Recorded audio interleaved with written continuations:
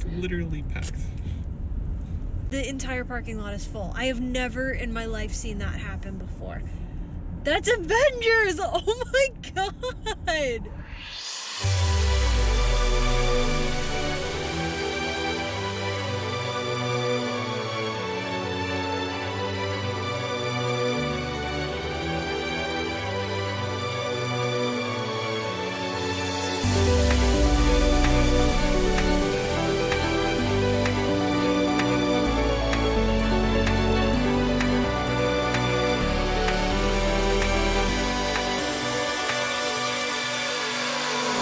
On the other side.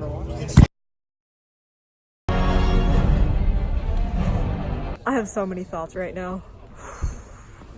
Hey guys, how's it going? Before I go any further in this video, I want to make it completely clear there are many spoilers for Marvel's new Avengers Endgame from here on out in this video. Spoilers! If you have not seen the movie, what are you doing? Stop the video right now, go see the movie, and then come back, and then we'll talk. But seriously, like, don't watch this if you haven't seen the movie. And if you guys have seen the movie, which is hopefully everybody watching this, don't spoil it for others. Be cool. We gotta be nice on the internet. 2 people tried to spoil it for me and that wasn't cool. Luckily, I deleted the apps off my phone and it didn't get spoiled until after, so it's not really a spoiler. But seriously, don't do that to other people. This is a once-in-a-lifetime opportunity to go in and watch this incredible film for the first time ever, not knowing what to expect. Please don't take away that experience from anyone. Don't spoil the endgame. Don't do it. Now that I got my PSA out of the way, let's talk about the movie. This past weekend, the film that wraps up all 10 years, all 22 films in the Marvel Cinematic Universe was released, making a whopping $1.2 billion in its first weekend, which is just absolutely mind-blowing. I mean, it's not really. What did we expect? Of course, it was gonna do incredible. We have all been waiting up to this moment for 10 years, even though we definitely didn't know it was gonna go here 10 years ago, but it's incredible. I have not seen anything this big since the days of Harry Potter, and even Harry Potter wasn't as big as this. There was so much excitement leading up to Harry Potter, and watching that final movie in the theater with everybody, it was insane. I had never experienced anything like that. And then this movie came out, and it was just madness how big on a global scale this is. It is uniting people from all over the world, all walks of life, who have one common interest, and that is comic book characters. There's gonna be 3 parts to this video. We're gonna start out with my favorite things about the movie, then dive into a few of the problems, maybe? I mean, we can call them problems, just things that I didn't quite like or understand, and then we're gonna wrap it up with where the universe is going next. What's gonna happen? What are some of my predictions?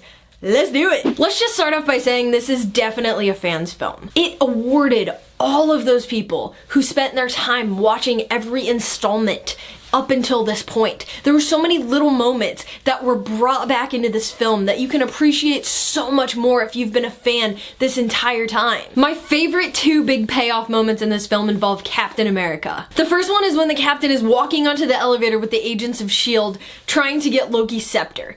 Of course, we actually know from Civil War that those aren't agents of S.H.I.E.L.D. Those are actually agents for Hydra.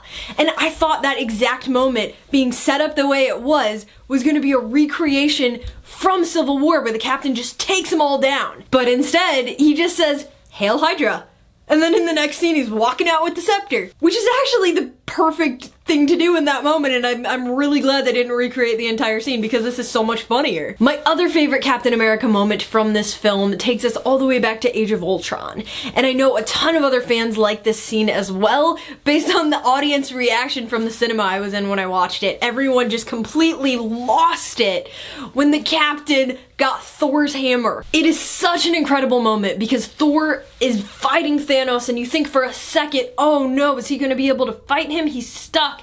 This might be the end. And out of nowhere, his hammer comes and whacks Thanos. And you see the hammer go back to the Captain and he just grabs it. An incredible cinematic moment. It was just, I have no words, it was so incredible. And it takes us all the way back to that scene in Age of Ultron where all of the team members were trying to lift Thor's hammer and they could not do it. There was a split second when Thor thought maybe the Captain had it and he freaked out a little bit, but then he didn't. That was just such an incredible moment to be able to see that he is worthy of the hammer.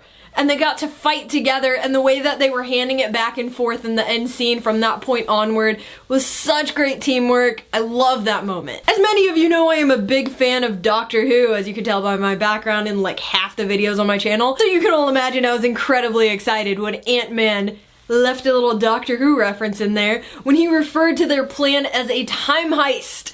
Time heist is an episode of Doctor Who. Now, that could be just a common phrase that they pulled out of somewhere, but with all the wibbly wobbly, timey-wimey stuff happening in this movie, I kind of want to think that it's Doctor Who related because that's really cool, tying it into the time travel. I don't know. So there were several character transformations. We now have Smart Hulk, which is a combination of Bruce Banner and the Hulk, which I'm honestly not entirely sure how I feel about that. It was kind of weird to adjust to and a little bit distracting, but you know what? I think I was okay with it. Still kind of processing. Another character with a very noticeable transformation in this film was Thor, coming back looking a little bit like the Lebowski, which I really appreciate Iron Man's reference to that. That was fantastic. Honestly, throughout the entire movie, I thought there was gonna be this moment where Thor was just like, I'm gonna change, I'm ready for battle, let's go. Lightning bolt hits him and he gets like totally fit again. And that didn't happen. And you know what? I kind of get it. So basically, in the beginning, he was incredibly depressed and he had anxiety and he felt awful because all of his people died. He tried to kill Thanos and he failed. And he is just depressed and drinking and kind of miserable. Despite all that, he went out and fought with his friends to save the universe again because he knew that's what he had to do. I am sure he totally could have summoned a lightning bolt. I mean, I honestly don't know how his powers work exactly, but I'm sure there would have been some way where he could have just like, lightning bolt transformation back to normal. But you know what he didn't? And I think that's more powerful, you know? He's like, I look like this, I'm fine, I'm still gonna fight, we're still gonna win. That was a good moment. Good for Thor. There's one character that I never really cared for or really paid honestly too much attention to in the beginning because I just didn't really care. She wasn't that interesting, kind of annoying to be honest, but her entire character arc from the last couple movies into this one has been really great, and she was one of my favorite characters in this film. It is Nebula. Nebula, in the beginning, I just found her so obnoxious. She was just this angry little minion of Thanos, and that was it. That was pretty much all of her character. But you got to see so much more of who she is now. One of the most humanizing moments for her was with War Machine when they were talking about the ailments they had in their past and the stuff that happened to their body and how they're like part tech now, but this is who they are and they're gonna embrace it and fight. Was such a heartwarming moment. She genuinely cares about her sister. She's got a great relationship with Rocket and now with War Machine. When they were walking in to get the Power Stone and she just walks straight into the place and War Machine's like, hey, hold on a second. What are you doing? There's booby traps. Like, he knows Indiana Jones.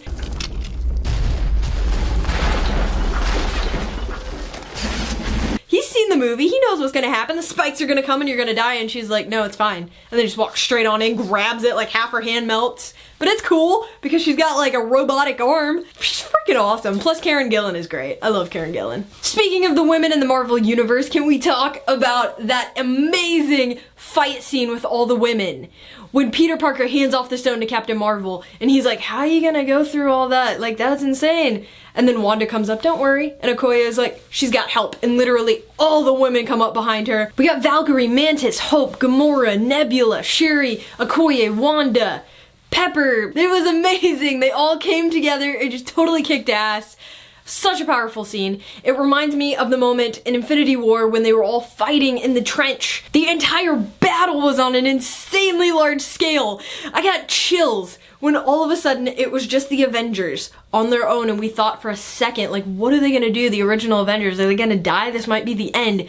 And portals just open one after another, and these teams that we all thought disappeared come on through the portals, and I got literal chills. It was so incredible to see everyone, literally everyone who disappeared come back. Such an incredibly powerful scene in that movie. The fight scene was one of the best fight scenes I have seen. As heartbreaking as it is for me to talk about this next bit, it is such a perfect ending for my favorite Marvel character, Iron Man. As much as I would love for somebody to have a happy ending, a really truly powerful death is almost better because it ties up their story so spectacularly. And they did that so well with Iron Man. Iron Man started us all off, and it was now his time to go. And we all kind of knew that going into the film. I suspected that he would die, and even then I wasn't prepared for it. It hit me so hard. When Thanos was like, I'm inevitable, and then Tony Stark goes, and I am Iron Man, I broke. And I just waited for that moment. He snapped, and immediately you're like, he's gonna die. That's the consequences of the snap, the Infinity Stones. He can't handle it. He is gonna die. The thing I absolutely loved, and I am so grateful that they decided to go this route, is that they didn't have him say anything else after I am Iron Man. I was so worried when everybody was coming over to him and talking to him while he was sitting down, dying basically, that he was gonna say something else, something comedic, just anything. And I am so happy that they left his final words as I am Iron Man. Because that is how they ended the very first movie. That is the line that kicked off practically everything, and to have it end with that same line was just the greatest thing. I am Iron Man. And then the funeral, oh my god, the funeral. Proof that Tony Stark has a heart. Ugh. I literally cried so hard during that bit. And the music behind the moment when they were going from family to family at the funeral was one of my absolute favorite moments in the entire film. Everything felt so perfect. And they moved from family to family, and then you saw Captain Marvel and Nick Fury. Everyone was there. I am so incredibly happy that Tony got to have his family, and he had a kid, and he had that reality, and that was his, and he got to experience it, and he saved the world. Not only was Iron Man's ending so amazing for me, I loved the end credits. I love that they didn't have an end credit scene, so it made this feel like it was final. This is the end of the chapter. We are then moving on to something brand new. That was great. On that note, let's move to the stuff that I didn't really care for. I have some problems with. Let's talk about some of the complicated issues of Endgame. Okay, so let's start with the total obvious problem that I think everyone had with this film and everyone's trying to understand is how the heck does time travel work in this universe? Because based on every other movie that we've seen and they mentioned in the movie, there should have been a lot more consequences. First of all, Nebula freaking shoots her past self and then is alive. In any other movie, you shoot your past self. You die as your past self. You are no longer here in the future, because how does that work? You would disappear. But she doesn't. She's here. And how? I don't know. That kind of alternate timeline, and it gets all messy and confusing. The other person that has a terribly confusing timeline is Captain America. How does he go back into the past, decide he's gonna live there forever, and then like grow old and show up again? Is he still in the prime timeline? Because if that was the case, then he didn't do anything. He wasn't a part of the Avengers. He didn't do any of it. He just kind of sat back and watched it. And how did that work? Because that's definitely not the Captain. I honestly have no idea how any of it works. I can sit here and nitpick it to death, but I'm not gonna do it because I really enjoy the movie. I just don't quite understand how it works. Maybe there are consequences, and we will have to see the new team of Avengers, or whatever they're called from now on, I don't know. In the upcoming movies, maybe they have to deal with the consequences of whatever happened here. Because I feel like there's consequences. I feel like it's a well-crafted universe, and it wouldn't make sense to just let this be like this. But I don't know. Speaking of alternate timelines, where did Loki go? He took the Tesseract and disappeared to God knows where. But I guess that's the perfect thing that they needed to set up the Loki TV show, because he could be anywhere now. So technically, he didn't die.